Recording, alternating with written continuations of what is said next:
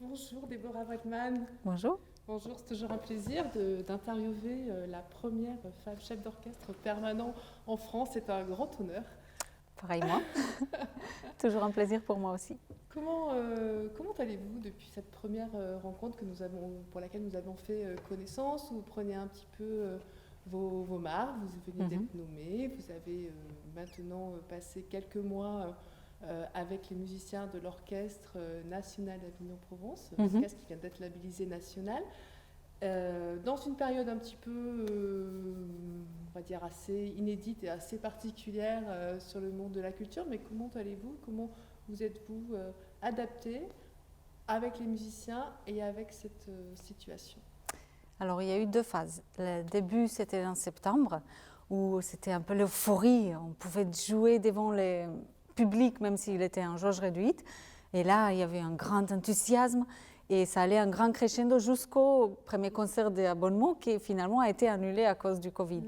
Et là, moi, personnellement, ça m'a fait comme un deuil. En fait, j'étais en deuil, 2 jours de deuil, et j'ai enterré cette idée en disant qu'un autre jour, ça viendra peut-être dans quelques années, ce programme va être repris. Mais il y avait une belle énergie qui montait.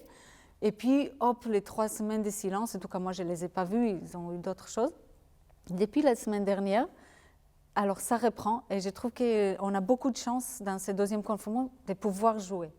Parce que comme ça, on apprécie que quand même, on n'est pas chez soi juste on travaille, c'est du travail quotidien et qui est finalement essentiel. Alors effectivement, il y avait aussi cet enregistrement qui a été aussi annulé, et là vous êtes en plein dedans. Oui. Donc ça fait une espèce d'émulation, ah oui. effervescence. Là, c'est reparti de nouveau. L'adrénaline musicale est là. Oui. L'énergie est là, le sérieux du travail aussi, et surtout la reconnaissance. Une reconnaissance qu'on peut travailler. Vous pouvez nous parler un peu de cet enregistrement? Oui, alors l'enregistrement de la semaine dernière, c'était un disque. Donc l'univers musical de Napoléon Ier.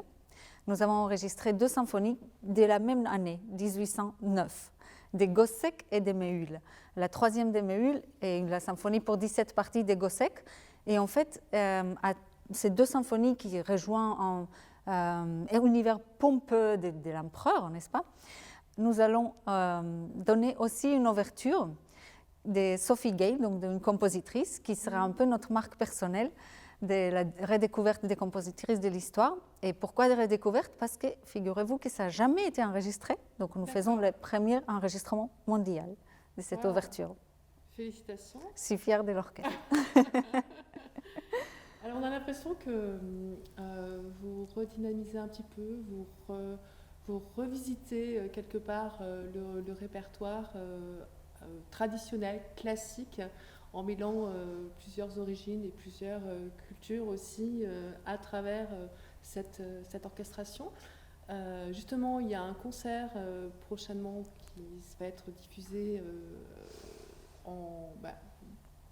manque de public, manque de présence de public, qui va être diffusé sur Internet, qui s'appelle Revisiter. Donc revisiter quoi? Quel répertoire revisite-t-on? Alors, cette idée de revisiter, c'est pas vraiment moi qui revisite, parce que ça c'est d'habitude, c'est toujours. Oui, je crois que vous êtes un petit peu comme ça. À chaque fois, il y a un revisité. Déborah Waldman. Impossible à éviter.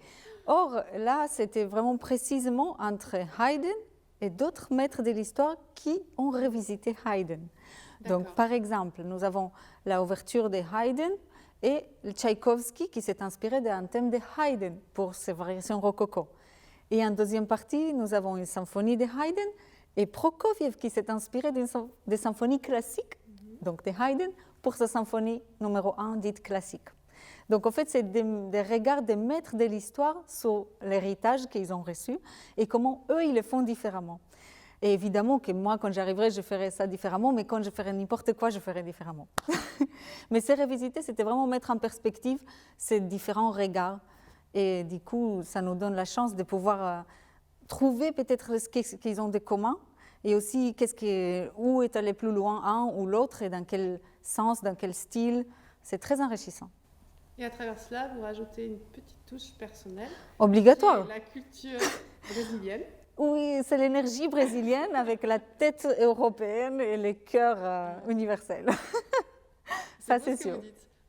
C'est beau ce que vous dites, le cœur universel. Et donc, vous pouvez nous parler de ce violoncelliste que vous invitez, Antonio Menezes? Oui, Antonio Menezes, j'ai fait connaissance quand j'ai travaillé à l'Orchestre national de France comme assistante de Kurt Masur. Il venait jouer et comme on est brésiliens tous les deux, j'ai tout de suite un peu... Adhéré. Voilà, on s'est entendu bien. Et à l'époque, je lui disais, quand je serai un jour nommée, je vous inviterai. Ça fait 10 ans. Et vous avez tenu votre parole. Voilà. Et donc, c'était un grand plaisir quand je l'ai appelé il y a 1 an en disant, voilà, j'étais nommée enfin, ça y est, on va faire. Et depuis, on ne s'est pas vus. Ouais. Vraiment, mais c'était toujours comme ça, des fois après un concert ou des choses comme ça. Et puis, c'est quelqu'un qui est très généreux dans les sons. Et aussi, je pense qu'il a la tête européenne et l'énergie brésilienne. Très structuré et très généreux. Vraiment, il faut venir l'entendre. Qu'est-ce qu'on peut ressentir justement de plus à travers cet apport de violoncelle joué par un artiste brésilien qui va mettre toute sa chaleur? Je pense que ça a à voir avec pas beaucoup, ça c'est des clichés qu'on a dans la tête, n'est-ce pas? Les Brésiliens, quand je dis Brésil, tout le monde adore. Mais j'ai 3 passeports et quand je sors mon brésilien, ça passe toujours. C'est vrai? Parce que ça appelle à ce que vous dites, chaleur, humaine, l'énergie. Sauf que c'est aussi dans les personnalités et quand on s'inscrit dans une tradition de l'étude du violoncelle, il y a des choses qui ne sont pas forcément brésiliennes. Et c'est pour ça que je disais la tête européenne, parce que là, il y aura l'énergie. La rigueur, l'énergie brésilienne, mais la rigueur de la musique classique européenne. Voilà, qui est indispensable pour la bonne exécution de cette pièce, je pense. D'accord. Qu'est-ce que vous pouvez dire aux spectateurs en fait, virtuels qui vont regarder ce concert capté, enregistré, diffusé? Qu'est-ce que vous pouvez leur dire pour leur donner envie de le regarder? Moi, j'aimerais leur dire rendez-vous en février. Ouais, c'est sûr. Hein. Parce que c'est vrai que jouer devant des caméras, moi je veux dire que je joue vraiment pour eux. J'imagine qu'ils seront tous dans la salle. Et oui, c'est ça, c'est en fait la question que j'allais vous poser, parce que là, du coup, il y aura juste... il y aura quelques journalistes. Les techniciens et les journalistes, certains. Voilà, et ça, c'est la chance pour nous aussi d'avoir un certain public. Ouais. Mais dans ma tête, c'est un concert comme si tout le monde était là. Je ne peux pas dire, non, c'est juste par les caméras, non. C'est un concert où il y aura peut-être 3 personnes, mais même s'il y a juste une personne, c'est déjà. On ressent cette présence quand même derrière? Oui, absolument. Les publics, mais on le ressent, on sait s'il est concentré, on sait s'il est ailleurs, on sait si on l'a conquis. On sait, parce que d'habitude, des fois, ça m'arrive qu'ils arrivent, ils sont comme ça mous, et à la fin du concert, ils sont tous, je dis, bien. Non, mais peut-être qu'ils ne sont pas mous, ils sont concentrés. Ou peut-être, oui, peut-être, c'est vrai. Je n'ai pas pensé. C'est certainement ça, ils sont dans l'attente. Eh oui. C'est vrai. Eh oui. Dans le respect et dans la concentration de l'écoute. Absolument. Je vais croire.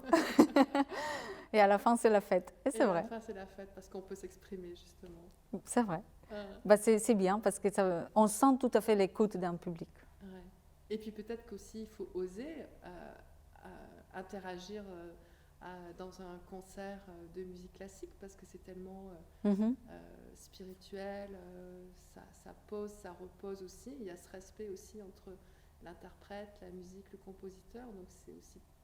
Oui, il y a les codes. D'écoute très, très intense. C'est vrai. Après, il y a aussi cette histoire qu'il faut s'ouvrir pour écouter. Il faut juste se laisser aller et pas essayer de comprendre. Et on dit, peut-être je n'ai pas compris. Il faut juste aimer la musique. C'est la première chose à faire. Et après, si on est vraiment intéressé, nous, on a les cercles d'amis. Si je présente les programmes, il y a beaucoup d'activités pour approfondir.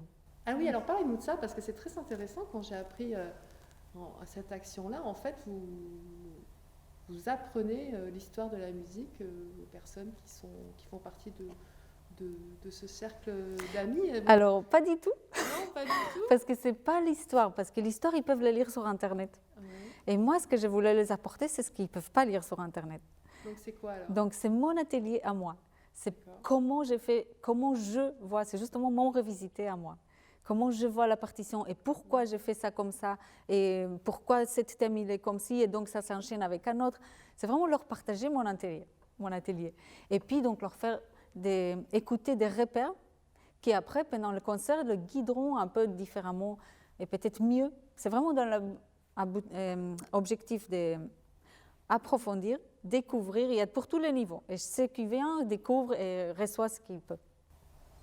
Et c'est très pédagogue ou c'est... Totalement. L'autre fois, bon, on l'a fait par Zoom, et moi, je ne sais pas trop faire par Zoom, donc je voulais qu'ils chantent. Mais évidemment, chacun chantait chez soi, ça ne donnait pas la même chose. Mais constamment, je les sollicite pour qu'ils assimilent, pour qu'ils aient dans la tête les thèmes.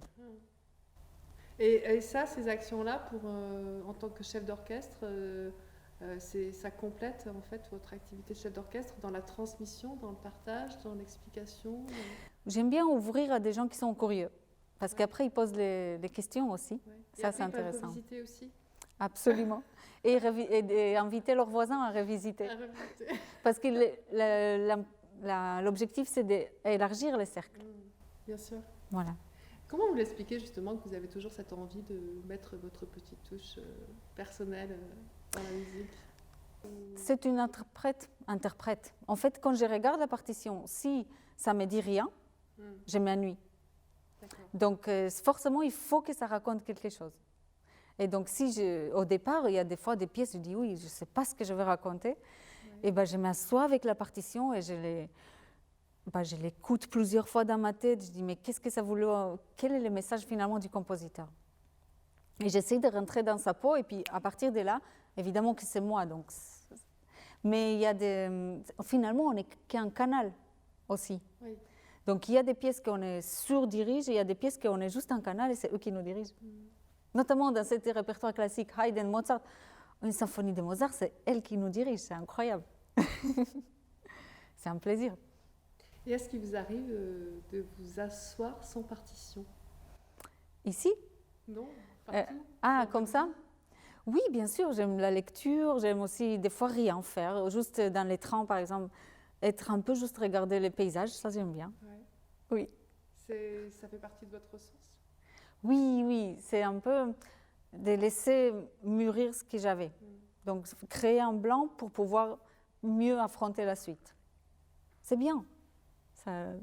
Ça décante, mais même à l'orchestre, quand on fait quelque chose, après il faut laisser, hop, et le lendemain il faut revenir. Que représente la musique pour vous tout au long d'une journée, par exemple? Est-ce que ça prend complètement votre journée, ou vous arrivez justement à vous laisser des temps de réflexion, de pause? Oui, j'aime la lecture. C'est une chose qui me fait évader. Aussi l'écoute de la musique. C'est pas juste mettre la musique comme ça et faire autre chose. C'est vraiment s'asseoir et faire que ça. Ça, c'est super. Alors, c'est encore mieux dans la salle des concerts, mais comme là, c'est pas possible. Vraiment, mettre juste la musique pour écouter, finalement, c'est extrêmement enrichissant. Et je pense que ça fait partie de moi, comme le violoniste, le violon, ça fait partie de leur corps. Donc, moi, je suis obligée d'être habitée, si je veux vraiment que ça arrive, à tous ces masses de sons qui sont en face. On voit la femme chef d'orchestre. Obligée. Quand vous dites que vous avez toujours cette impulsion de vouloir revisiter le répertoire de la musique, qu'est-ce qui vous donne cette envie particulièrement? Quelles sont ces impulsions qui vous donnent envie de revisiter? Le fait de trouver un message. C'est vraiment de trouver le message du compositeur. Il y a autre chose. C'est une musique et vous ne comprenez pas forcément le message et vous dites je vais refaire l'histoire? Oui, parce qu'il y a plusieurs choses. Quand on écoute déjà, on se rend compte de est-ce que c'était vraiment bien ou pas? Est-ce que ça sonne juste ensemble et ça ne sonne pas vraiment? Oui, ils jouent à peu près ensemble, à peu près juste. Ou bien ensemble juste, mais ce n'est pas encore ça. Et donc mon rôle, c'est vraiment de faire cette chose qui connecte finalement tout le monde et qui sont ensemble, juste et autre chose aussi. C'est ça, autre chose que j'amène moi, normalement. Donc là, avec les musiciens, on est en train de travailler des idées. Par exemple, moi j'avais cette idée de la musique et à un moment je leur ai dit, parce que je faisais confiance à tout le monde, chacun fait ce qu'il veut. Parce que voilà, c'était tellement clair les phrases que juste tout simplement, chacun doit donner un peu de soi aussi.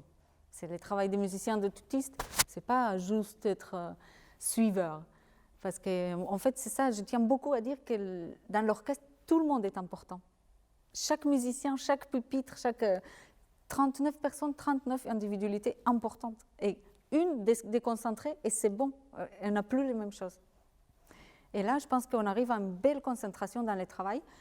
Cet orchestre réagit très bien. Je suis contente des chemins qu'on est en train de faire. Pourquoi vous parlez du mois de février? Qu'est-ce qui se passe au mois de février? On va jouer à l'opéra. Normalement, donc, ça ouvre le 29. Ouais. Et mon premier concert avec cet orchestre à l'opéra, ça sera en février. Alors, l'opéra historique voilà, l'opéra, c'est-à-dire Centre-Ville, que je ne connais pas encore. Ouais. Et j'ai beaucoup hâte de découvrir. Et puis aussi les cadres, c'est vrai que ça change. Pour le musicien, quand on joue dans un beau cadre, ça ne veut pas dire que la qualité est moins bonne quand on va... Il n'y a pas de petits concerts, ce que je veux dire. Même si on va dans les écoles, on va le faire la même qualité. Mais je trouve que pour le public et pour nous, ça sera un vrai départ nouveau. Merci Déborah. Avec plaisir. Merci. Je papote trop.